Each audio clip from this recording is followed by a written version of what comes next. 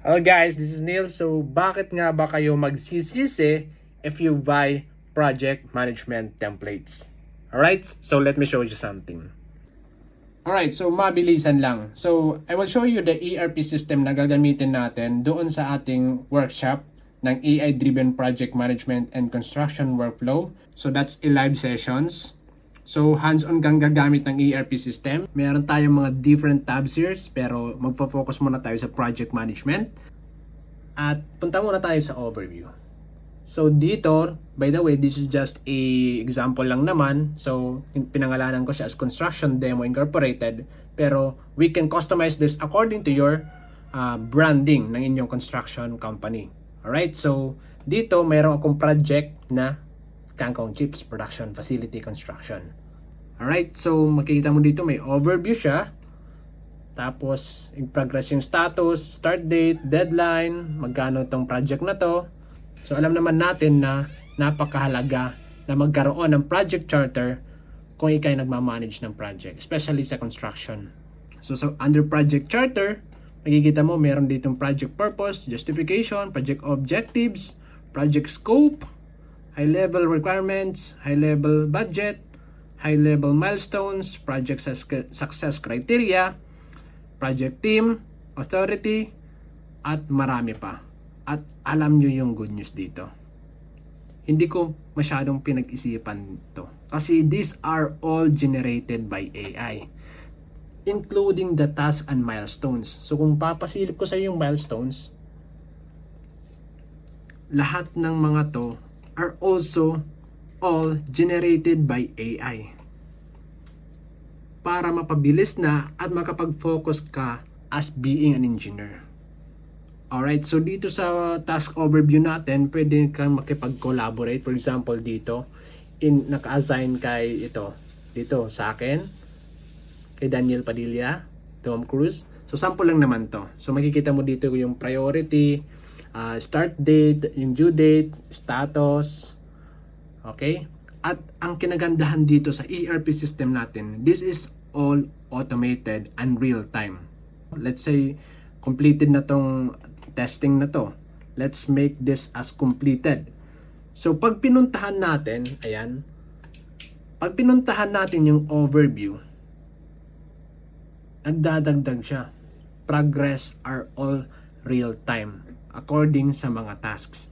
At ang yung kagandahan dito, pwede tayong makipag-communicate with your teammates or yung mga involved sa specific na task. Like for example, dito, at Daniel Padilla or Tom Cruise, review your project and so on and so forth, pwede ka mag-comment parang Facebook lang. So meaning, magkakaroon kayo ng sariling account sa inyong mga team. Alright, parang Facebook siya. Alright, so that ERP system is customizable siya.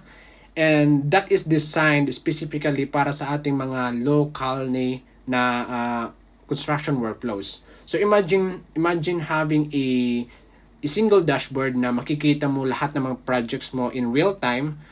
At saka from there, you can easily manage yung mga task nila at saka assign team members mo. And of course, i-track mo yung progress nila all in one place. Alright, so hindi mo na mamimiss yung mga updates. Wala na kayong mga scattered na communication. Hindi mo na kailangan ng Messenger. Hindi mo na kailangan ng Viber. Maybe you can use them for quick communication. Pero yung talagang documented na pag-manage ng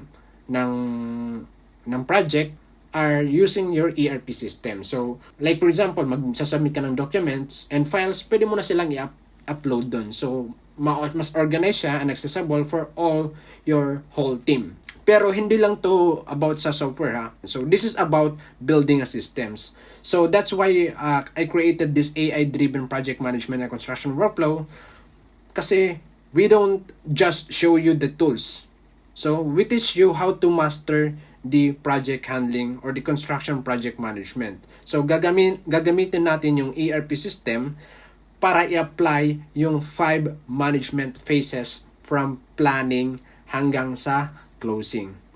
Alright, so even if you have zero tech experience or background, you will learn how to confidently manage your projects with greater speed, accuracy, and control.